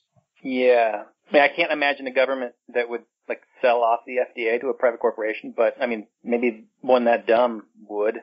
Well, I think it's potentially already owned by private corporations. Like the revolving door? Exactly. Right, but it's just not overt, right? I mean, they do it all the time, and everybody knows about it, but it's not official, I guess you could say. But yeah, yes, that is. Yeah, it's against their. They still have enough shame to try to deny it. They have just enough shame to try to deny it. That's a good point.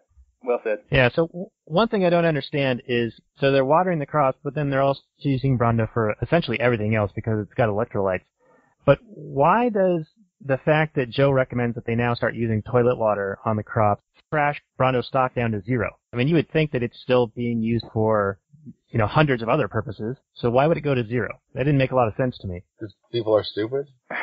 Yeah. I mean, I'm like, how are they smart enough to, like, deal with stocks at all in this world? But no. Or repair any of them. Yeah, how are they still producing things? It's almost like, if the commies got their way, like in the Conquest of Bread, which we actually have that website now, and we're starting to populate with things.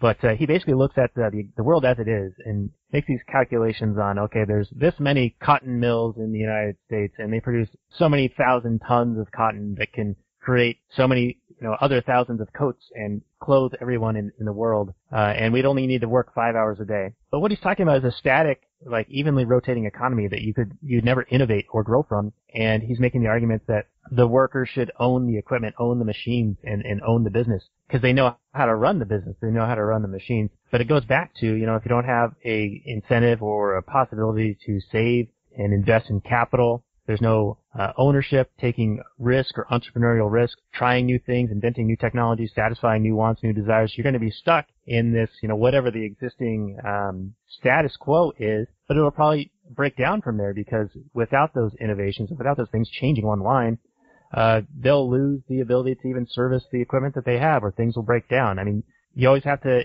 maintain your equipment. Yeah, I think one of the conceits of the movie is these people are obviously too stupid to repair anything that gets broken or produce anything that's necessary.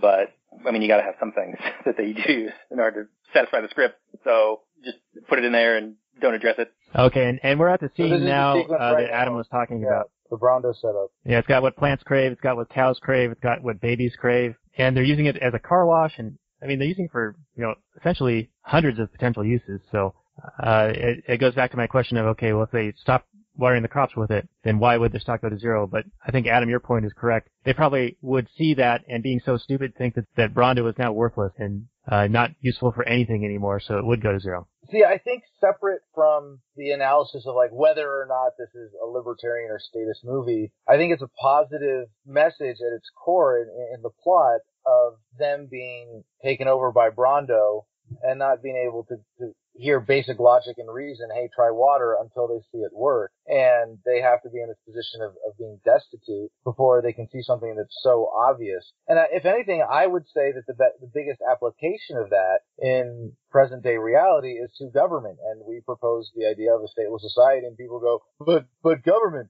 it's got what people crave. It's got like welfare and national security and like roads and stuff. And like without government, who's going to bomb the children with drone strikes? And we're like, no, try peace, try freedom, try voluntary cooperation, and they go, but government. And I think that the message of being, open-minded to fundamental change is, like, don't get stupid. It's like an anti-stupidity movie in that sense. And I think that the biggest stupidity that's relevant to today, I mean, you could say it's corporatism or it's statism, but, you'd essentially be talking about the same evils. Yeah, you can't have cronyism without a state, and I think that really is one of the things that both sides of the traditional political spectrum can point to and say that it's a bad thing. This scene is so awesome, too, the rehabilitation one right now. This is just such an epically well done scene. The whole stadium, the whole arena, the chorus of guitars, the choir of guitars, all that's pretty cool. Yeah, I couldn't stop giggling when I was watching that last night. The ass the blaster. cars that they're all driving and everything is just very amusing. Yeah, and then, He's got the Yugo with like the purple dildo on it. Yeah. I think identifying the purple dildo is not too much of a spoiler. It's kind of interesting. On the Tombstone episode, we were talking about how the color purple now is considered a white power symbol because of some flower or some bird, the trash pigeon that was floating around on Facebook, and now it's part of the 4chan like trolling. They'll say like, oh, this means white power, and so they'll propagate this, like the OK symbol, spelled WP or whatever, or this purple flower, which was an emoticon on Facebook. They said, oh, this means white power, or now the trash pigeon. Like they'll just take some benign thing and convince the left, the snowflake types, that this means something that it doesn't, and then it'll start meaning that. It'll start becoming that. It's really kind of a crazy trolling thing. It's like hyper trolling. Yeah. Well, I was thinking I would troll all the Pepe the Frog people by doing my own comic strip where, like, Pepe the Frog is converted into libertarianism. Like, he starts out as a Trumpian fascist, and, like, by the end of the comic strip is, like, hardcore ANCAP agorist hippie type. I'd love it. Vegan, yeah, he's vegan too. Yeah, like a vegan of convenience, right? Is that how it works for you? Like it's a consumer vegan, choice vegan. Possible? Yeah. Yeah, so we were talking about, what was it, people bombing, right? Children getting bombed in other countries. And I just wanted to point out that you'll see this on the left, especially now with Trump Care being in the news. They're saying like, oh, millions of people are going to lose their health care and children will die. And it's a big deal. They say millions will die. This big scare tactic point that they talk about. But they don't seem to care about the endless wars or the drone strikes or, the climate change thing that they advocate, whereas if those policies were put into place, millions of people around the world who live on the margins, they're literally burning dung for fuel, for heat, for cooking their meals. It would make it that much harder for them to, maintain their lives. So I would gather that millions of people would die as a result of these climate change regulations being put into place. And yet those are things that they advocate. So they're not very principled, and they're not even concerned about the effects, as it were. Like, they're concerned about what will happen here at home, like what affects them or the so-called disadvantaged or oppressed classes that they speak for, but not anywhere else in the world. Right. Which smacks of hypocrisy, but Well, that's status that's quo. kind of how it goes. Absolutely. Yeah, there's some like Twitter post that's going viral about a lady who has a child that has like a $192,000 bill and saying how that's going to go away, and this this kid's going to die because, Obamacare is going to get repealed, supposedly, which it isn't really, and saying that this kid deserves to live and it wouldn't otherwise because people wouldn't support it, or she couldn't go into debt and pay it off, or, you're talking about getting rid of a thing, even if it was a straight repeal of Obamacare. Are they really saying that people were just dying in the streets before Obamacare? Is that the argument that they're trying to make? Because clearly that's not the case, right? We had healthcare. Obama didn't come along and invent healthcare or just give it over to everybody. We had healthcare. People were fine beforehand. So you give them a thing, and then you take it away a few, years later, and everybody assumes that you're taking away one of their rights or whatever. It's a sack of horse shit. How quickly people get used to a thing. Well, that's that incrementalism, right? Like, you start forgetting where things were even 10 or 15 years ago. You feel like you're on a flat plane, but you're really on this slope of escalating dependency and intervention, and it just becomes like the normal because it's slow enough to where it's not perceptible. Right. It's just like government does a thing, and then people get used to having it, and then you take it away, and you're like, oh, am I right? Like, no, it's not your right. You're talking about either being pro-slavery and that the doctor shouldn't get paid, or pro-theft because the doctor gets paid through government. It's one of the two. Pick one. Yeah, so Robert, just so you're aware, Adam and I just watched the movie at 3 times speed and is now rolling the credits. That was a really good movie. I should watch more movies like this. Were you able to hear sound, or is it just straight? Yeah, it was just really squeaky because it was video, but I got it's the Alvin and the Chipmunk style. Okay. But I've also got the closed captioning on. That's how we watch our movies with the kids. But you can see the words, right? Mm-hmm. I think now, Adam, have you ever watched this all the way to the end? There's like a little teaser scene at the very end. Oh, yeah. Well, I just want to point out from reminding myself of the whole plot here that there's another real positive message that I think is really relevant to my work because, part of it is like we have this fantasy as libertarians that there's going to be some kind of revolution and we're going to go in and save the day and then we're going to get to retire and be heroes, and everybody's going to apologize for ever opposing us or saying that we were wrong about anything, but it's not really going to be that way, and that doesn't mean you shouldn't persist. Like the best endings are the ones not where the enemies are defeated, but where they are rehabilitated, if you will, to reference the movie again, and led to be positive forces where they're not they're just not evil anymore. And it's like they don't really in this movie they make him president. I guess that's a bad spoiler, isn't it? I shouldn't say that. But I think there's a good message here about just being persistent. All right. Well, there's going to be there's a positive message about just even when you're you might be the only one standing on principle or standing on your truth to persist in that when you're doing the right thing and you're helping people. It's uplifting. Yeah. It's a family friendly movie. Yeah, I agree. I think it was a good movie. And Robert, do you have any other notes? And then we can do our overall summaries and then start closing this show down. We've been on for a little while now, and I think we promised Adam it'd only be 3 hours, and I think we're approaching that now. So thanks for being a good sport and sticking around with us, my man. No problem.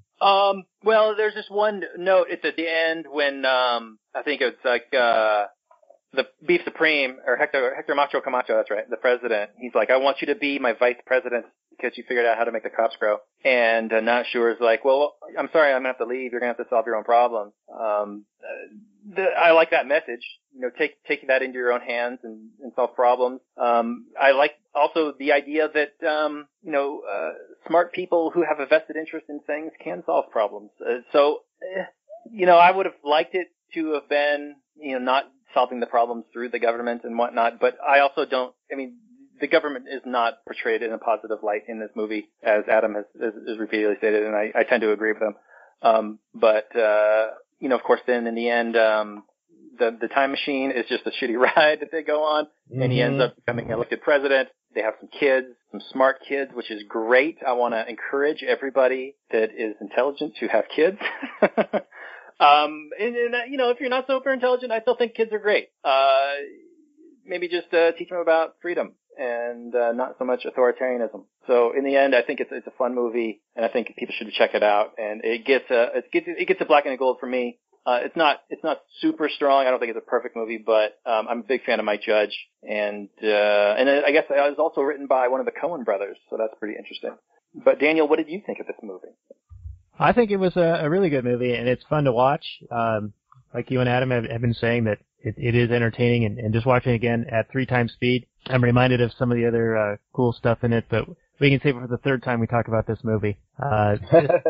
This flies a black and gold for me, and I think it's one that's worthy of having in your collection. If you happen to have a movie collection, I've been moving most of mine to In the Cloud on this Vudu system, which is really cool because it's a nice way that Robert and I can share the content together, because it'll give me a list of 5 other people that I can share the movies with.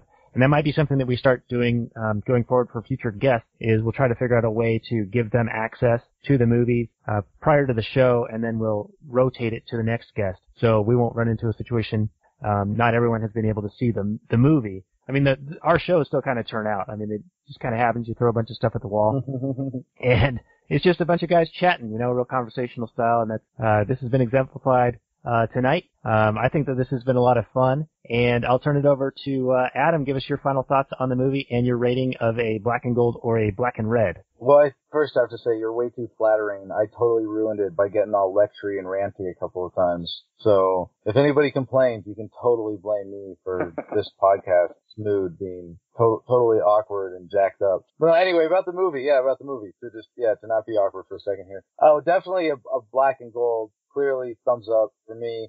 It was really cool considering some of its limitations. And I have to say, when I first saw, when you pulled up on the screen, that Metacritic had it at 66% and Rotten Tomatoes at 75, I was disappointed that those numbers were that low. Is that right? Yeah, 66 and 75. And then Google users, it says 92% liked. And I think that's more like it. But I'm starting to see, like, if you just, I understand why it might have gotten lower scores on some of those platforms, but it's like, if you accept the premises that it's short, it's an hour and 24 minutes. It's a short, goofy, entertaining, and funny first, thought-provoking second movie that's done really well. The comedy's top-notch. The execution, the visuals are great. The acting and the casting are superb. The writing is more than clever enough to get the job done. I think it really does deserve, at least, at first I want to be like, 90, 95, but no, I mean, I get it. I still think it should be closer to, an 85 than a 75. I'm going to go with the 97 there, Adam. Okay. Well, I agree with you, 97%. And it looks better than, what did you say, a $2 to $4 million budget? That sounds like, that's like chicken feed these days. Yeah, well, 2006, you could still make a quality movie like this for that much, but today, that's micro budget. Yeah, I mean, you gotta pay your actors something, don't you? I mean, you gotta put some of that money on the screen. Yeah, it feels like an A-list movie to me. I mean, limited, yes, cheesy, yes, but it's executed so well. You would think that the budget was somewhere, closer to 10 to 20 million. Yeah, maybe they paid them in the bills I got up on the screen, the $10 million hauling out, getting paid money. When we're done with this movie, we're going to invent a time machine, because we're going to have to make a time machine for the movie, and we'll go back in time and put like $10 in an interest accruing account for you, and then next week it'll be worth like $500,000. Yeah, I like money. I like money. Yeah, that's really good. I like money. Donate to their Patreon. If you're subscribed, bump it up. All right, patreon.com/Reed Rothbard. That's going to be. Wherever the link is, go. Up your contribution if you're watching, because you make these productions possible. You can't depend on YouTube or advertisers, and it's been, if I may, on my experience here, it's one of the reasons that I've really backed off production, because there was a point in 2013, late 2012, early 2013, when my revenue went from $3 per 1,000 views to $1 per 1,000 views. And I was doing, 1.5 million, 2 million views a month at that point, mostly with fresh content. And I was building a business around it. You can't, and then you couldn't count on it. And recently, just a couple months ago, my revenue got cut even further, and now I'm only making a few $100s a month, even though I'm still getting 1 million views a month from all my old videos, even, when I don't post any new ones. So, I mean, I've been slowly building up my Patreon. I've shifted my focus from media production to activism to working on promoting the book and to my presidential campaign. But it is a long-term investment in the movement to support media productions like this one. Thanks for the plug. Yeah, honestly, we do it anyway, but any little help that comes along the way is mostly just encouragement at this point. It's a sign to us, it's a market signal that tells us we're doing the right thing, that somebody is appreciative of what we're doing. I mean, I got a day job, Robert's writing a book, so we were having these conversations anyway. Okay, fine, man, fine. If not to this production, donate to my Patreon or donate to somebody else's. Fine. If they don't want the money, don't give it. No, just somebody. Just support people you're watching. Support shows that you enjoy and appreciate being out there. Yeah, that's a good message. Use the market, determine who you want to support. If it's Adam, go for it. If it's us, go for it. If it's someone else, go for it. If it's all of us, even better. Tom Woods Podcast, another great show that deserves plenty of support from people out there who care about the message getting out on the internet in a really intellectual, academic way. Support Tom Woods. Oh, you like money and sex? Dude, we should hang out. Maybe we shouldn't, You're actually. tripping me out right now. It's just three dudes sitting in a room. Are they working out or having sex? What's that? Is that an Adam Sandler reference? Is that what that is? Yeah, I think so. Yeah. One of the CDs. Yeah. Jeez. Yeah, they're all gonna laugh at you. I think that was 95. Yeah. I think. Oh wow, we are dating ourselves. Indeed, we are. Well, hey, Adam. Thanks again for coming on. We really do appreciate it. Why don't you give our audience a few ways to follow you and get in touch with you, and then we will say our final housekeeping on our end and shut her down. Well, thank you so much, brother. I appreciate the opportunity. This has been fun. And right now, I'm just so excited to see that people are taking this joke seriously, because the idea of me running for president started as a joke about 5 years ago.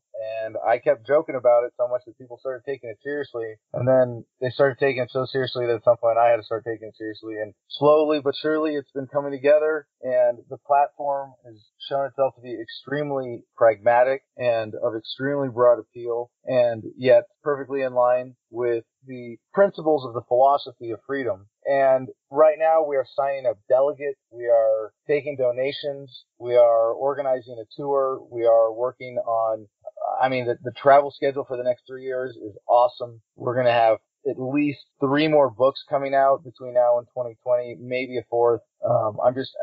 Everything's really clicking for me right now. I'm so psyched to feel a part of humanity moving forward right now, moving past government. It's just such an exciting time to be alive. So if you want to get this, if you haven't, and I assume most of your audience is pretty darn woke, but if there's anybody who's listening who wants to get to the bottom of the rabbit hole as quickly as possible, it's a 100-page book, free in every digital format possible, including audiobook at thefreedomline.com. And of course, if you go there, thefreedomline.com, you can find Kokesh for notpresident.com and all the fun ways to get involved with that, and find me on all the social media places and whatnot as well. So thanks so much, guys. Really appreciate the opportunity. And to everybody listening, don't forget to support the shows you appreciate on Patreon, like this one. All right. Well, thank you very much, Adam. And we'll include links to all of that stuff that you mentioned in our show notes page, including the Freedom book, which is one that I haven't read yet, so I will do that. I do recall seeing a video of you getting pulled over by a cop, and you had a copy of the book, I guess, visible, and he knew who you were. Yeah. That was kind of fun. So I'll post get out of the ticket. Yeah, I'll post a link to that down there too. It's kind of fun to watch your videos. You do some great stuff, man. Well, thank you very much. All right, folks. Well, this has been the Actual Anarchy Podcast, the Secession Day special for the 4th of July. Our guest has been Adam Kokesh. The movie was Idiocracy. You can find the show notes page at actualanarchy.com/30. We run actualanarchy.com, readrothbard.com, and now conquestofbread.com. I think we're going to be implementing a new show for that will be called The Bread Line, and that will be refuting it chapter by chapter, all 17 chapters of The Conquest of Bread, with a rotating guest in a 30 to 45 minute format, and that will be at conquestofbread.com. It'll be about a 6-month project, so look for developments as they develop. Yeah, something like that. So, Rob, you got any final words for our audience before we say good night? I just want to thank our guest. It was a great time. I've been Robert Paul Johnson, and hug somebody you love, baby. All right, everyone. It's got electrolytes. It's got electrolytes. Got with plant's grave. Cow's grave. Baby's grave. Good night, everyone.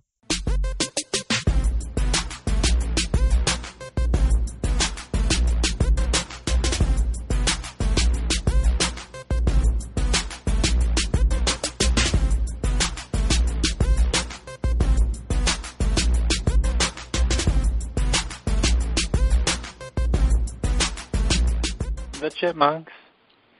CHIPMUNK. We're the Chipmunks. Guaranteed to brighten your day. Do do do do do do do do do do do.